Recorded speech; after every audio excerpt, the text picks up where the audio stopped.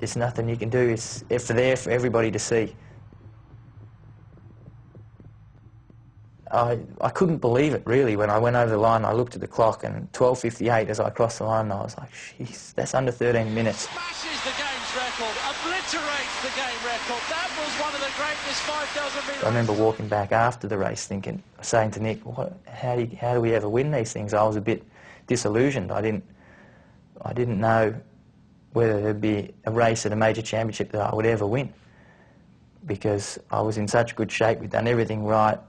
We had this plan that we thought would win, and still some guy came out and bashed me into the ground in the last lap. You know, he ran over the line, he couldn't even blow out a candle. You know, I ran over the line, they scraped me off the track. But what do I do?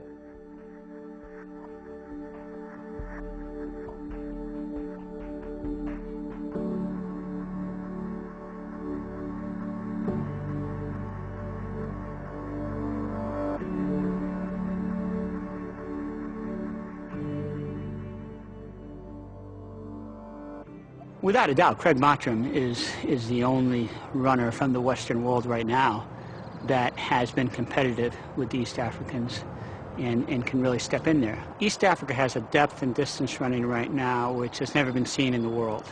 You've got a tremendous number of very gifted, natural athletes that in these countries that are choosing running as their goal in life. They haven't got the football, they haven't got the jobs, they don't have the computers, they don't have the income.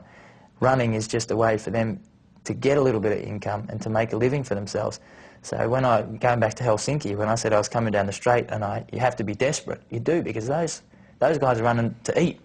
They don't run well, they don't eat. The average East African 18-year-old boy has run 18,000 miles more than the average 18-year-old American boy. Basically, since they were born, they've been living at altitude, and probably the aerobic capacity that they've developed over their life is something it's just a tremendous advantage. They are training before they're really even involved in running as a sport. They are training because they run and walk in order to get to where they have to go. There's a lot of talk about the fact that the Africans are born at altitude and raised at altitude and trained at altitude and run 10 miles to and from school every day, which isn't true. I ask them, they say, no, we get in the car or get on a bus. But there's just this aura about them.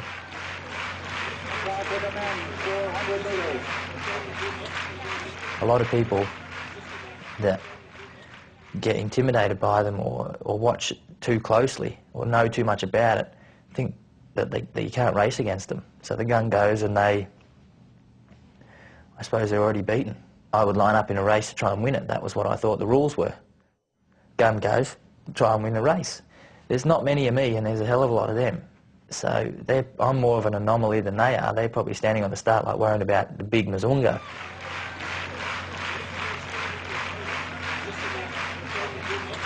I think Mottram is an African in Europe. We have been giving him a lot of our talent, our skills and tactics, what we are doing there. So that's why you can see he's applying now, and he's almost an African now. He's another treat in the 5,000 meters.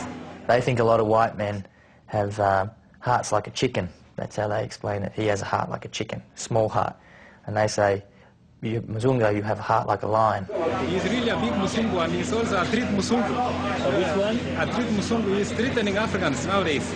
Another tremendous advantage that the Africans have is that they do a significant amount of barefoot running and walking at a young age, and their feet have become very strong throughout a full range of motion.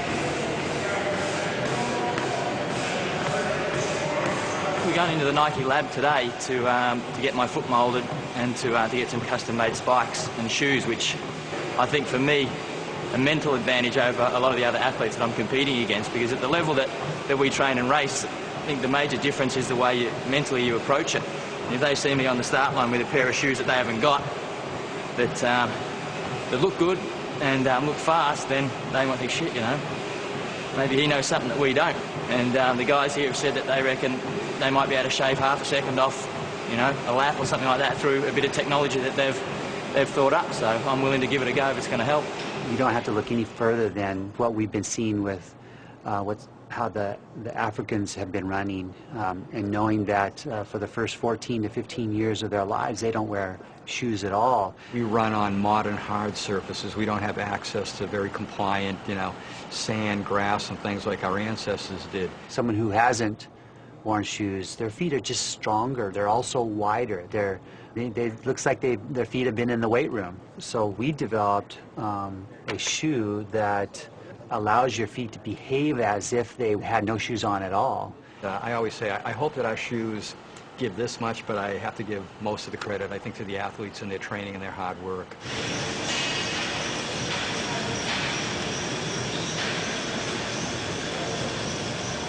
We do a lot of work in the gym as cross-training, I suppose.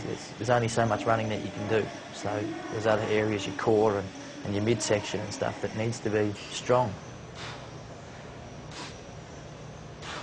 It's as much to try to tone up the abs and the core, so that when you get fatigued, when you're racing and running hard, it helps to keep your posture nice and upright.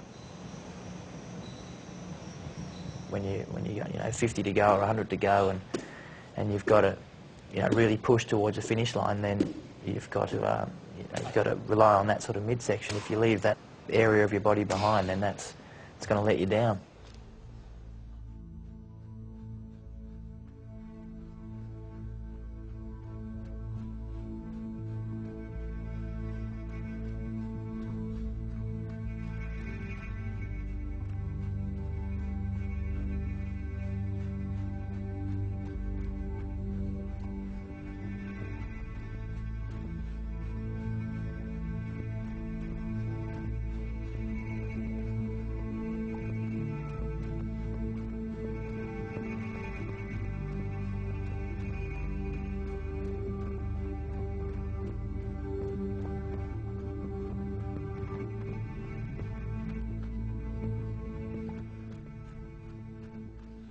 Distance running is a sport where athletes are competing not only against the other athletes in the race, but they're competing against previous athletes that have run those races in certain times. They're competing against themselves in terms of trying to better their times or better their finishes or their race tactics.